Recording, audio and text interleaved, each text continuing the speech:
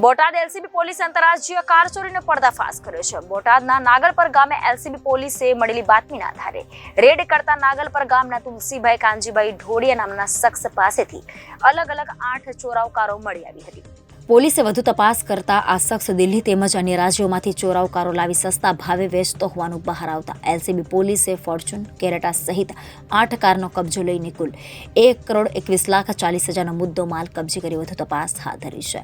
Botad LCB police આંતરરાજ્ય car ચોરીનો પર્દાફાશ કર્યો છે। બોટાદના નાગલપર ગામેથી એલસીબી પોલીસે 8 ચોરીની કાર સાથે નાગલપર ગામના તુલસી કાનજીભાઈ ઢોડિયા નામના શખ્સની ધરપકડ કરી છે।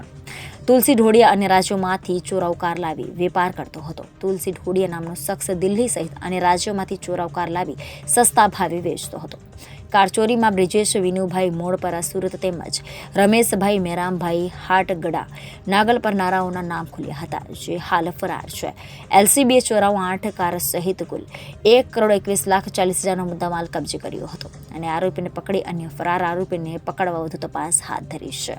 આઈજીપી શ્રી ગૌતમ પરમાર સાહેબ ભાવનગર રેન્જ નાઓની ભાવનગર રેન્જ તથા બોટાદ જિલ્લાની અંદર મિલકત સંબંધી બનાવો અટકાવવા માટે સતત પોલીસ પ્રયત્નશીલ રહે એ માટે તમામ સૂચનાઓ છે, જે અનુસંધાને લોકલ ક્રાઇમ બ્રાન્ચ બોટાદના કર્મચારીઓને એક હકીકત મળી હતી કે નાગલપુરનો તુલસીભાઈ કાનજીભાઈ ઢોડિયા નામનો વ્યક્તિ છે, જે 4 વ્હીલ મોંઘી ગાડીઓ હોય જેની લેવેચનું કામ કરે છે અને શંકાસ્પદ છે, જે આધારે એને ડિટેન કરી અને પૂછપરછ કરતા એણે અલગ જગ્યાઓ પરથી જે ચોરીની મોંઘી ગાડીઓ હોય એ મેળવી અને બીજાને વેચી દેવાની તે પ્રકારની એમો આચરી અને વાહનો ભેગા કરેલા। એ પૈકી પોલીસે તપાસ દરમિયાન કુલ 8 ગાડીઓ, જેમાં એક કિયા, એક ક્રેટા, 3 ફોર્ચ્યુનર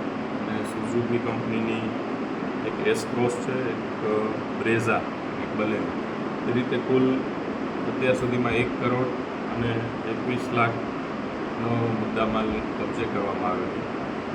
તપાસ દરમિયાન આ જે કિયા ગાડી છે, ક્રેટા અને એક ફોર્ચ્યુનર, એ 3 ગાડીઓ અંગે દિલ્હીમાં ગયા જાન્યુઆરી અને ફેબ્રુઆરીમાં 3 ચોરીના ગુના નોંધાયેલા છે।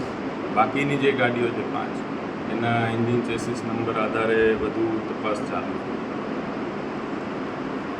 વિશેષમાં આ જે આરોપી છે એની સાથે આ ગુના ચોરીના આચરવામાં બીજા પણ સંડોવાયેલા છે। બ્રિજેશ ઉર્ફે બાલો, સુરતનો રહેવાસી છે, અને રમેશ ઉર્ફે રામો, આનાથી રામો, એની પણ હજુ આ કામની ધરપકડ કરવાની બાકી છે। સાહેબ, આનો કોઈ ગુનાહિત ઇતિહાસ ખરો કે અત્યારે હાલ આરોપી ઝડપાયો છે અને જે ફરાર છે? ફરાર છે એને તો એ હાથમાં આવ્યા પછી જ અમે કહી શકશું। હાલનો આરોપી છે એના અંગે અમે તપાસ કરીએ છીએ। આના સિવાય બીજે, કારણ કે આપણે જોયું એમ અગાઉના જે ચોરીના ગુના છે એ પણ બીજા રાજ્યમાં એને આચરેલા, એટલે બીજા રાજ્યમાં વગેરે જગ્યાએ તપાસ કરી અને ગુનાહિત ઇતિહાસ છે કે કેમ એ અંગે તપાસ ચાલુ છે।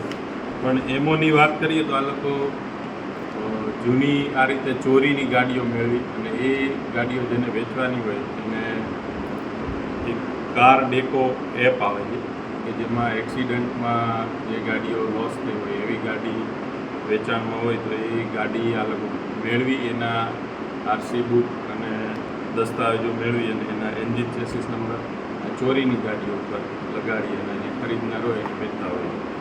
આ ટાઈપની એમો યુઝ કરે છે। પછી તો આ લોકો જુદી જુદી પ્રકારની એમો યુઝ કરતા હોય એ અંગે વિગતવાર તપાસ હાલ હજુ ચાલુ છે।